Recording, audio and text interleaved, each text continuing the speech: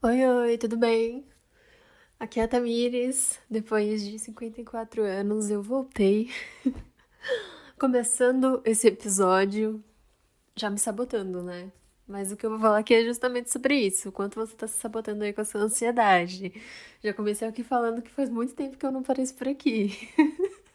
Mas tudo bem. Não me desculpando por isso, porque eu entendo os motivos pelos quais eu não apareci antes. Mas é isso aí, gente. E hoje eu resolvi gravar esse episódio para conversar algumas coisinhas, talvez seja bem breve, mas é só para levantar uma questão que eu tenho vivido muito nos últimos dias e que tenho tentado lidar de alguma forma, como eu posso dizer? Mais racional e menos emotiva. E aí eu vou começar dizendo por quê. Esse episódio, o nome dele é O Fato é que Isso Não É um Fato. Esse episódio é sobre ansiedade, né? O fato é que o seu pensamento, a sua ansiedade, suas emoções talvez estejam mentindo pra você. Talvez elas estejam te sabotando. Talvez elas estejam te privando de viver coisas, de repente sentir coisas. E é disso que eu quero falar nesse episódio. Então, deixa eu te contar o que rola nesse episódio.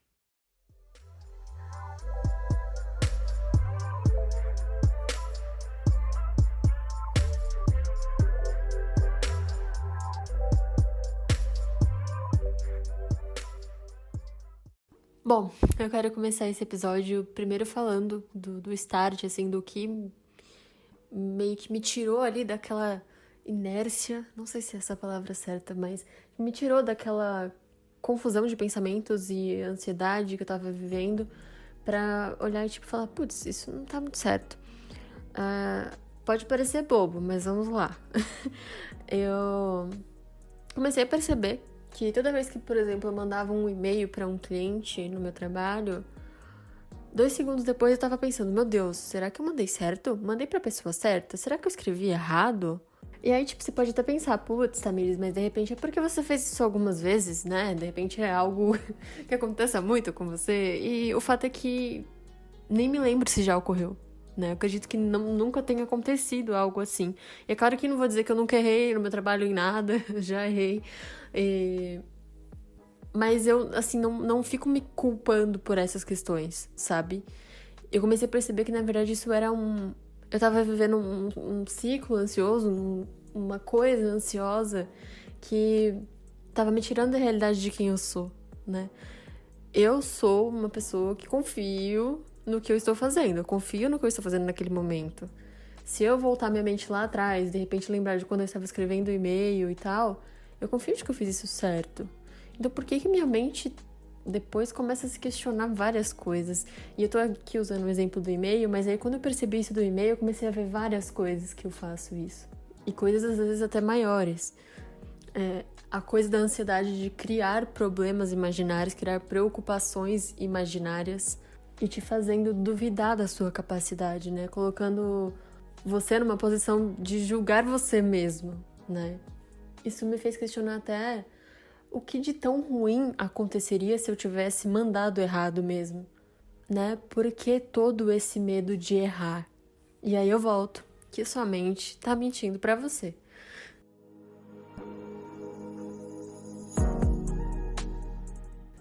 O que, o que me fez, assim, refletir uma coisa muito, enfim, aleatória, pensamentos aleatórios.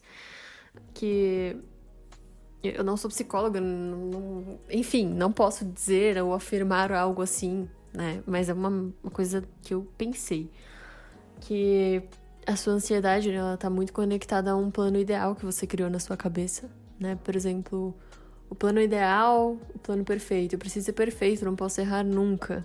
E a quebra desse ciclo, a quebra dessa ligação, essa ligação, é que eu não quero tentar ser perfeito, né? Eu não preciso ficar me esforçando para ser perfeito. Eu vou errar. E talvez essa seja a verdade que você precisa dizer para sua ansiedade, que ela não precisa ficar se esforçando tanto para ser perfeita. Legal, agora eu criei uma história de que eu estou conversando com a minha ansiedade, mas tudo bem. Mas Enfim, a sua ansiedade talvez não entenda que você tem muitas capacidades e que um erro, dois erros, alguns erros na sua vida não te fazem menor por isso, não diminui as suas capacidades, né? Você começa a não dar o devido valor para as coisas boas que você faz, para as coisas às quais você tem talento, ou enfim. E aí, saindo um pouco desse mérito, existe também um outro lado, né? Da sua ansiedade levantar questões e trazer questões, histórias. Eu vou usar aqui o termo paranoias, porque acho que define essa questão, que são histórias que a sua mente criou. Ninguém fez isso, você não viu isso, ninguém te contou isso. A sua mente só criou isso na sua cabeça, né? Ou então aumentou alguma história. É um fato, mas você aumentou aquilo, né? A sua mente aumentou aquilo. E aí, saindo do mérito da intuição, saindo de todas essas questões, o que completamente uma questão racional sobre como a nossa ansiedade aumenta as coisas e inventa coisas e coisas que não vão te fazer bem. E aí, por exemplo, eu fico pensando assim, pode até ser que essa sua história que você inventou na sua cabeça, que ninguém te disse, você não viu, ninguém fez. Pode até ser que aquilo seja real, mas o quanto isso vai te custar? O quanto ficar martelando isso na sua cabeça vai te custar? O quanto você correr atrás de saber que isso é uma verdade, que a sua ansiedade estava certa, vai te custar? Vai te custar noite de sono? Vai te custar, não sei, trabalhar com tranquilidade? Ter um dia tranquilo? Se alimentar direito? Enfim, quanto isso vai te custar? O quanto você vai deixar de viver pra viver essa paranoia, pra viver essa coisa que tá na sua cabeça martelando, sabe? Quanto o foco nos seus pensamentos, nas suas histórias, vão te custar a viver, simplesmente viver o fato, viver a sua vida. A ansiedade, ela te tira da realidade que você tá vivendo ali, que é muito maior do que qualquer coisa que ela tenha inventado aí. Ela te aumenta um problema que você tá tendo. E acho que o que mais me preocupa, assim, quando eu vejo que eu tô num ritmo muito ansioso, que, enfim, parece que acontecem coisas na minha vida, coisas legais, e eu não dou a devida atenção pra aquilo, sabe? Eu não vivo aquele momento porque eu tô sempre muito preocupada com outra coisa que não tem nada a ver com aquilo. E eu não sei, parece como se a gente entrasse de repente num ciclo vicioso aí, porque eu tô aqui, tipo, putz, tô num momento super legal aqui com a minha família. Eu, Tamires, de corpo ali, conversando com a minha família, mas a minha mente não tá ali. Minha mente tá em outro lugar. Minha mente tá pensando, putz, amanhã eu tenho que fazer isso, porque isso e aquilo. E, nossa, mas eu quero muito tal coisa. E às vezes a nossa mente fica ali, né, num ciclo, tipo, eu quero muito uma coisa, quero chegar em tal lugar. Eu tô pensando no meu futuro, tô pensando nisso, tô fazendo aquilo. E você não tá vivendo aquilo ali, né? O presente. Você não tá ali. Você não tá vivendo aquele momento legal ali da sua vida. E o meu maior medo é que, de repente, quando eu alcançar o que eu tô almejando nesse momento, o que eu tô tanto ansiando, o que eu tô desgastando a minha mente, o que eu tô... não paro de pensar, eu vou estar pensando em outra coisa. Outra coisa que eu quero que não é mais aquilo, né? Porque a gente sempre vai ter uma ambição nova. Mas será que ela precisa ocupar um espaço de tanto destaque na minha vida, de que eu não possa viver aquilo, não possa aproveitar aquilo que tá acontecendo na minha vida naquele momento? E às vezes chega um ponto em que você fica esgotado fisicamente também. Comecei a perceber dias em que eu não tinha feito tantas coisas, não tive muito desgaste físico, por exemplo, e que eu tava esgotada, simplesmente porque eu pensei 1000 coisas o dia todo, e pensei 1000 coisas fazendo outras coisas.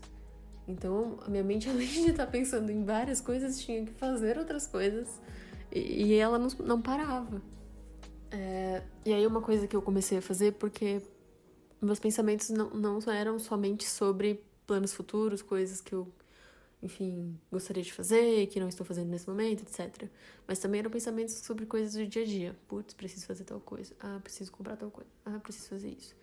E aí eu comecei a perceber que anotar essas coisas ajudava. Por mais que são coisas que você vai lembrar, mas talvez se você anotar, sua mente não se sinta tão obrigada a lembrar daquilo, sabe? Eu comecei a anotar, mesmo coisas bobas, tipo, preciso ligar pra marcar o dentista. Anotava, ligar pra marcar o dentista. Preciso desmarcar a minha aula de inglês. Desmarcar a aula de inglês. E eu percebi que isso ajudou, inclusive eu preciso voltar a fazer antes que aconteça de novo, mas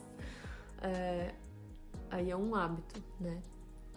E isso aliviou, assim, a frequência de pensamentos nessas coisas. E aí, é claro que cabe a cada um entender isso e existem problemas de ansiedade muito maiores do que o que eu tô falando aqui. Aqui eu quis focar somente no fato de que a ansiedade muitas vezes tá mentindo pra você, mas é claro que existem casos mais graves, não sei se posso chamar assim, mas casos mais específicos que talvez precisem de um psicólogo e etc. Que é somente uma reflexão de uma ansiedade que eu tenho e que não vejo de uma forma tão agravante como um dia ela já foi e já precisei de terapia. Mas sim, mais um olhar, justamente um olhar que eu aprendi a ter na terapia com os meus problemas, né?